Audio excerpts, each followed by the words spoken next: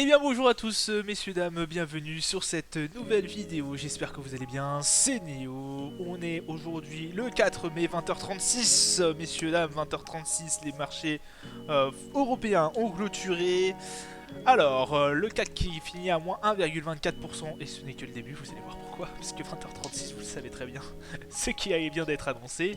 Le Dow Jones est à plus 0,31%, le Nasdaq qui plonge à moins 0,47%. Le DAX qui finit à moins 0,49. On a une plus forte hausse chez Ubisoft. On verra un peu la spéculation qu'il y a eu là-dessus.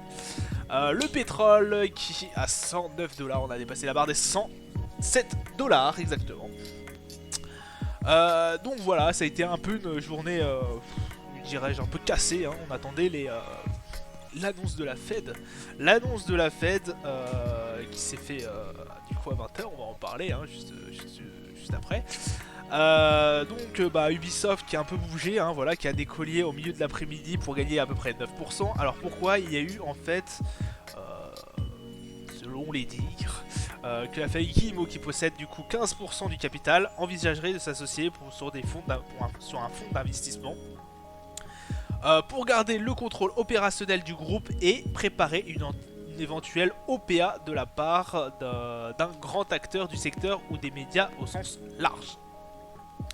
Donc ce qui a fait un peu trémousser Ubisoft et qui lui a fait monter à 18,93%. Donc la plus forte hausse du CAC 40. On va aussi parler bien évidemment de l'Ukraine, voilà, puisqu'il y a eu un sixième paquet de sanctions envers les Russes, hein, envers surtout le pétrole et le gaz russe. Surtout le pétrole, je crois. C'est surtout le pétrole.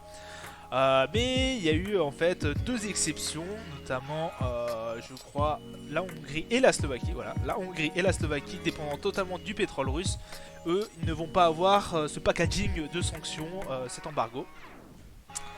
Donc voilà, on veut encore plus sanctionner les Russes. Alors on a un peu les retours sur ce qui se passe en Russie, hein, des magasins fermés, une forte inflation. Voilà, les prix ont augmenté de 17% d'inflation en un an, c'est énorme. Donc voilà, ils ont mis par exemple une bouteille qui coûtait 1000 roubles, donc environ 13 euros. Maintenant on les paye 1800 roubles, comme donc soit 80% d'augmentation. Il n'y a pas que ça, hein, les magasins voilà, européens qu'on connaît bien comme Zara et Ikea ont tous fermé, hein, du coup. La nourriture pour chat a augmenté de 25%, les lentilles de contact pardon 20%, donc tout augmente en Russie. La seule chose que que les Russes ont réussi à maintenir, c'est le rouble. Ils ont évité de peu, hein, parce que je vous rappelle les derniers graphiques, c'était pas très glorieux, hein, non plus le rouble. Donc là, elle tient bon, mais bon, pour combien de temps, hein, comme vous l'avez vu, hein, pour combien de temps le rouble va continuer à être une monnaie qui puisse tenir, hein, parce que bon, on a bien vu au tout début que ça s'est complètement cassé la gueule. Alors, on pourra dire que l'embargo fait plus mal aux Européens qu'aux Russes, mais bon, voilà, on sait très bien que les Russes prennent aussi de plein fouet les sanctions de l'Union Européenne. Alors c'est surtout les pauvres, c'est surtout les foyers moyens, hein, les consommateurs lambda comme vous et moi qui prennent de plein fouet à mon avis l'inflation. Tout comme en Europe, hein, aussi, qui prennent de plein fouet les sanctions. Mais tout comme en Europe, hein, en Europe, voilà, on en parle, les pauvres Allemands qui vont voir leur facture énormément augmenter l'hiver prochain. Hein. Facture de gaz, d'électricité, de pétrole, enfin d'essence et tout, ça va être très dur pour eux aussi, hein. Surtout d'électricité et de gaz, hein, je pense. Donc après ils essayent de faire au mieux, de retrouver des alternatives, les petits Allemands, mais bon, je donne pas forcément très cher de leur peau là si Poutine décide de couper totalement le gaz du jour au lendemain. D'ailleurs ils parlent de faire dans l'embouchure de l'Elbe, je crois, des grands méthaniseurs et tout, pour essayer de contrer justement cette perte, cette dépendance vis-à-vis du gaz et du pétrole russe. Bon, voilà. La grosse nouvelle, messieurs dames, la grosse nouvelle. Alors, on s'y attendait. C'est vrai que ça a été un peu sec, notamment bah, Jérôme Powell, lui, en fait, j'ai vraiment l'impression qu'il s'en fout un peu de prévenir à l'avance. Nous, si vous voulez, la BCE, Christine Lagarde n'aime pas beaucoup annoncer des trucs voilà, du jour au lendemain.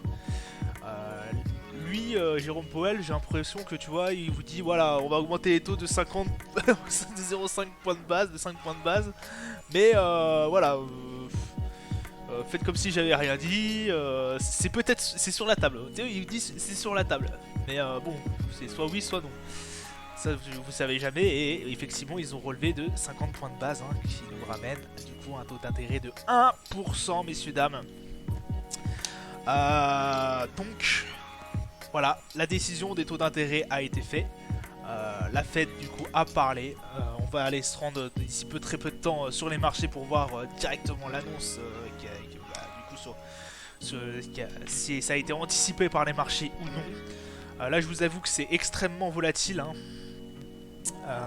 Notamment au niveau du CAC, hein. On voit que c'est un doji sur l'heure là.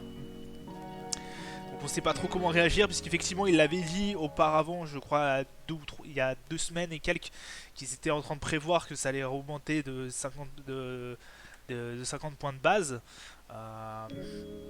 Voilà.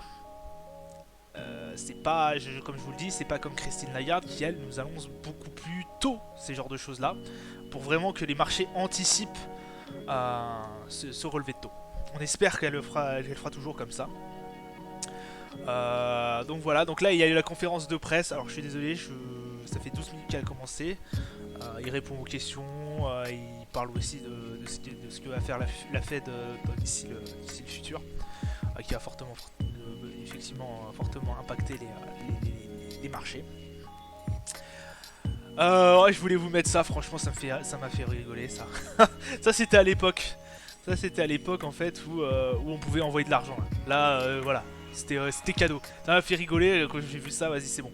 C'est parti. En fait, et là je pense que la machine, ça serait bien qu'elle fasse son retour en arrière là, parce que là ça commence à devenir un peu compliqué. Enfin bref, on va aller tout de suite sur les marchés financiers. Tac tac tac tac. Alors, c'est rien, ça c'est en 1 minute, donc c'est normal que voilà, ça bouge assez fort. Poum poum poum poum poum. Alors, qu'est-ce qu'on a eu?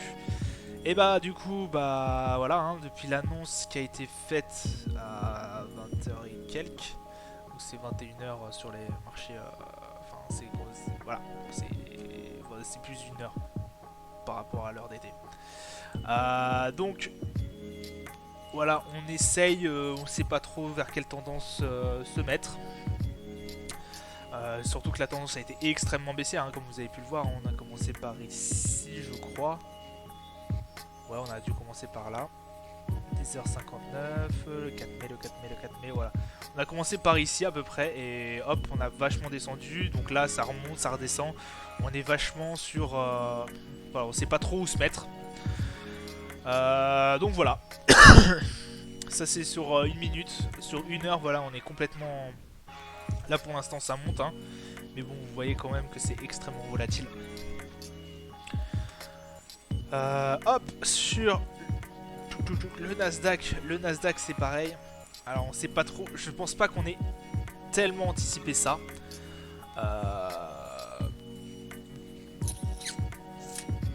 Les marchés ont un peu anticipé le truc, mais je trouve pas forcément autant quoi. Parce que c'est vrai qu'il a fait flotter en fait, et j'ai vu une info passer. Comme quoi il serait pas de 50 points de base mais de 75 points de base. Donc voilà. Ça m'a fait un peu tilter sur le fait que est-ce qu'il relève bien de 5 points de 50 points de base. C'est ça là, le truc qui m'a fait un peu tilter. Donc là effectivement heureusement il a pas fait là, une bête d'annonce comme quoi il fallait relever de 75 points de base, parce que alors là on serait je pense que là les marchés plongeaient. Mais ils ont relevé effectivement que à l'heure d'actuelle de 0,5 points de base. Bon, c'est pas si mal.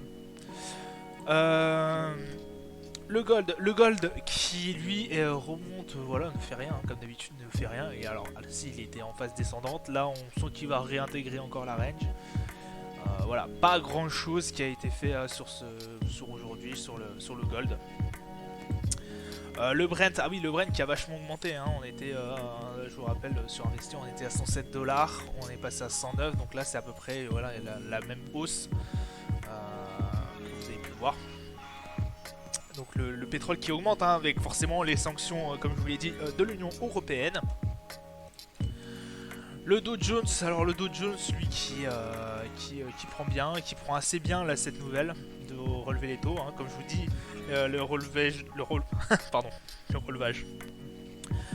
Tout ce qui est élévation de taux, c'est plutôt le Nasdaq qui va être très dépendant. C'est pour ça que bon, il prend des sacrés coups le Nasdaq, hein, quand ça relève les taux, hein. Sur le SPI 500, c'est pareil, hein, on est à peu près corrélé au Dow Jones, hein.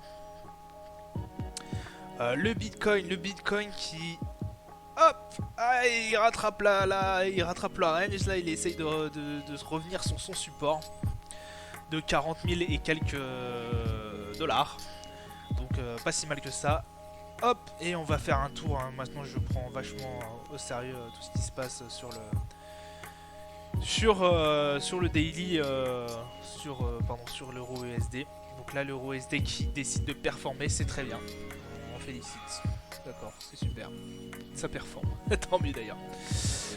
Donc voilà. Ça sera tout pour aujourd'hui. Non, on est revenu, tout ça sera tout du coup pour aujourd'hui. N'hésitez pas à vous abonner, à liker. Je vous dis à plus tard. Ciao, ciao.